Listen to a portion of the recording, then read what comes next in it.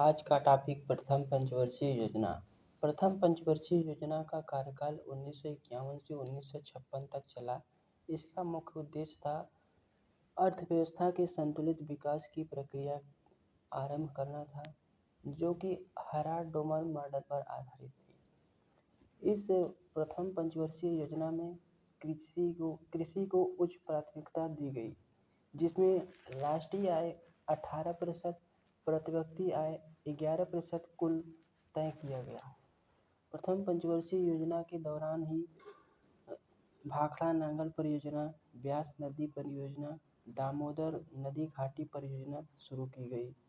इसमें सार्वजनिक उद्योग के विकास की अपेक्षा की गई और 6% राशि सार्वजनिक उद्योग पर खर्च करने का निर्णय लिया गया।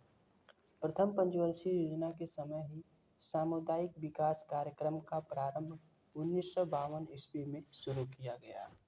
इसके बाद इसका कार्यकाल समाप्त होता है। अगली पंचवर्षीय योजना जो लाई जाती है उसका कार्यकाल 1956 से 1961 तक। यह मॉडल पीसी महालनोबिस पर आधारित था, जिसका मुख्य उद्देश्य समाजवादी समाज की स्थापना करना और जीवन स्तर को ऊंचा उठाने के लिए 5 वर्षों में राष्ट्रीय आय में 25% की वृद्धि करने का लक्ष्य निर्धारित किया गया। भारी उद्योग व खनिजों को उच्च प्राथमिकता दी गई। सार्वजनिक क्षेत्र में व्यय की 24% राशि व्यय की गई और द्वितीय पंचवर्षीय योजना के समय यातायात व संचार को, जिस पर 28% की राशि व्यय किया गया। इसमें दुर्गापुर, भिलाई, राउरकेला के इस्पात कारखाने की स्थापना की गई थी द्वितीय पंचवर्षीय योजना में। फिर से इसका कार्यकाल समाप्त होता है।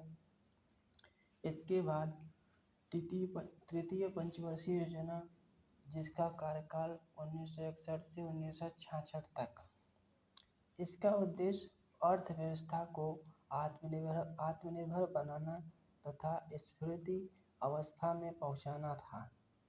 तीसरी पंचवर्षीय योजना में कृषि और उद्योग दोनों पर समान रूप से प्राथमिकता दी गई और 1964 में सोवियत संघ रूस के सहयोग से बोकारो, जो कि झारखंड में स्थित है, आयरन एंड स्टील इंडस्ट्री की स्थापना की गई।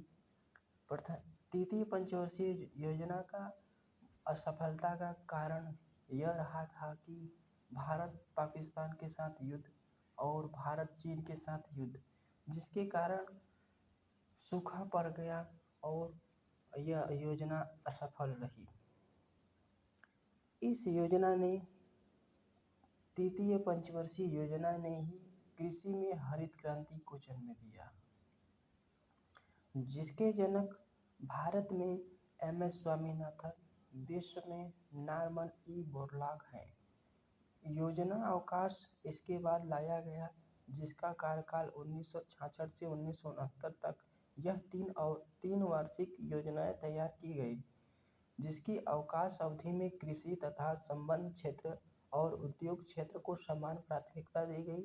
योजना अवकाश का प्रमुख कारण भारत पाकिस्तान संघर्ष, सूखा के कारण संसाधनों में कमी, महंगाई में वृद्धि हो गई और इसी दौरान 3.8% की वार्षिक वृद्धि दर प्राप्त हो सकी, जो कि योजना अवकाश सफल रहा।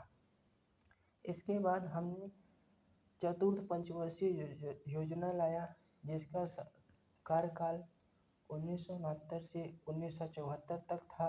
इसमें यह योजना डी.आर. गाडगिल मॉडल पर आधारित थी। इसका उद्देश्य स्थायित्व के साथ विकास तथा आर्थिक आत्मनिर्भरता की प्राप्ति थी। इस योजना में सामाजिक समाज की स्थापना को विशेष रूप से लक्षित किया गया। चतुर्थ पंचवर्षीय योजना में भारत की कृषि वृद्धि दर सर्वाधिक रही और चौथी पंचवर्षीय योजना में उच्च प्राथमिकता मुद्रास्फीति को नियंत्रण करने यानी महंगाई को नियंत्रण करने के लिए आर्थिक विकास की स्थिरता लानी थी। परिवार नियोजन कार्यक्रम चौथी पंचवर्षीय योजना में ही लागू किया गया। सबसे बड़ा परिवर्तन श्वेत क्रांति, जो कि ऑपरेशन फ्लड के नाम से जानी जाती है, चौथी पंचवर्षीय योजना में ही आया।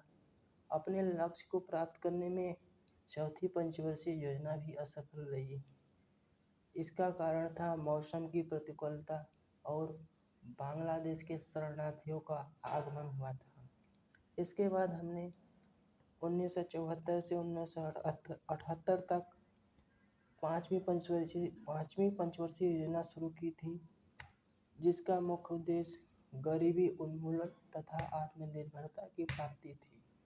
पाँचवीं पंचवर्षीय योजना 4 साल की थी, केवल 4 साल। योजना में आर्थिक स्थायित्व लाने